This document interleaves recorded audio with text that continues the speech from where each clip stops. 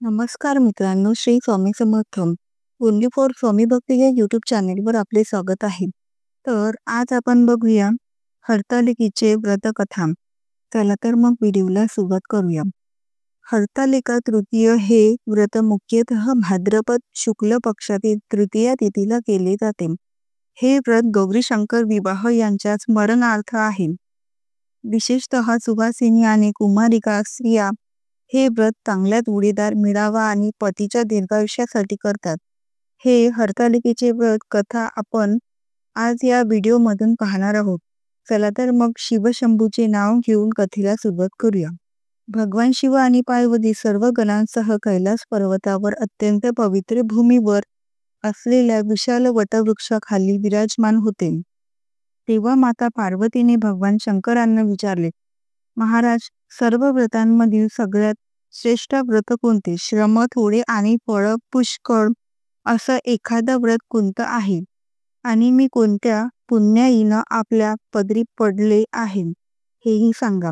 राणी पार्वतीची अशी प्रार्थना ऐकून भगवान शंकर म्हणाले, तसा नक्षत्रात चंद्रश्रेष्ठ, ग्रहात सूर्यश्रेष्ठ, चार वर्णात ब्राह्मण श्रेष्ठ, देवात विष्णुश्रेष्ठ, नद्यात गंगा श्रेष्ठ, त्याप्रमाणे हरतालिका हे व्रत सर्वात श्रेष्ठ आहे.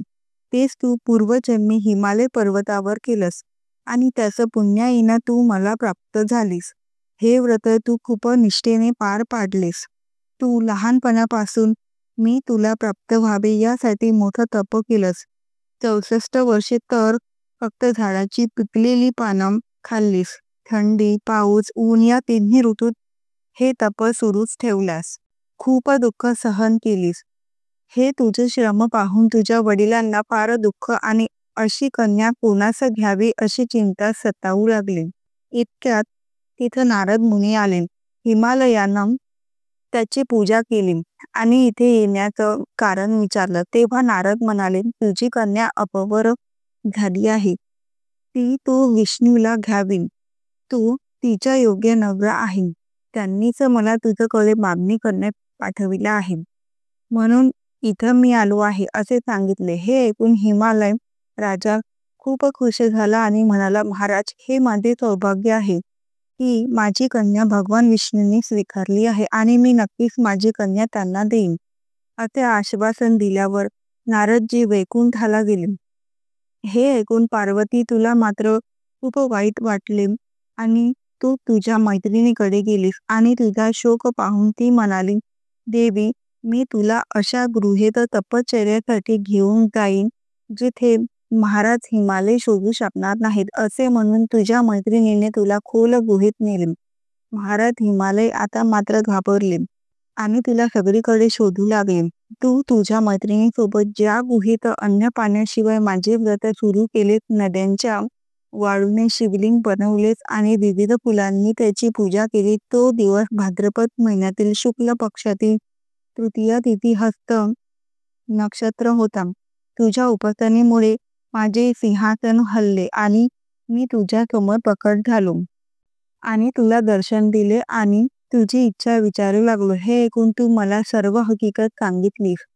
तुम्ही माझे पती व्हाव याशिवाय माझी दुसरी इच्छा नाही असेही सांगितले. तुझ्या इतक्या कडक तपश्चर्याने मी खुश झालो आणि माझ्याशी लग्न करण्याची तिची इच्छा मान्य केली. त्यानंतर वाळूच्या मूर्तीचे तू नदीत विसर्जन केले.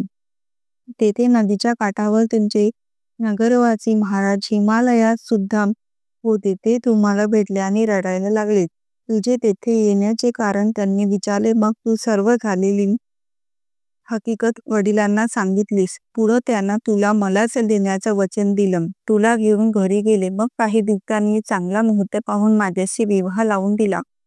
ही 60 उत्तरांची कहाणी. 5 उत्तरी, देवा ब्राह्मणांचे द्वारी, गायीचे गोठी, पिंपळांच्या पारी, सुफळ संपूर्ण. पार्वती यांनी केलेल्या व्रताच्या प्रभावामुळे भगवान शंकर प्रसन्न झाले आणि त्यांनी देवी पार्वतीसह विवाह केला. हर म्हणजे अपहरण करणे आणि तालिका म्हणजे सखी. देवी पार्वतीच्या सखीने त्यांचे हरण करून त्यांना गुहेत नेले, जेथे त्यांनी महादेवांना प्राप्त करण्यासाठी हे व्रत केले. त्यामुळे या व्रताला हरतालिका असे म्हटले जाते. व्हिडिओ आवडला असल्यास व्हिडिओला नक्की लाईक, शेअर आणि सबस्क्राईब करा. धन्यवाद. श्री स्वामी समर्थ. जय जय स्वामी समर्थ.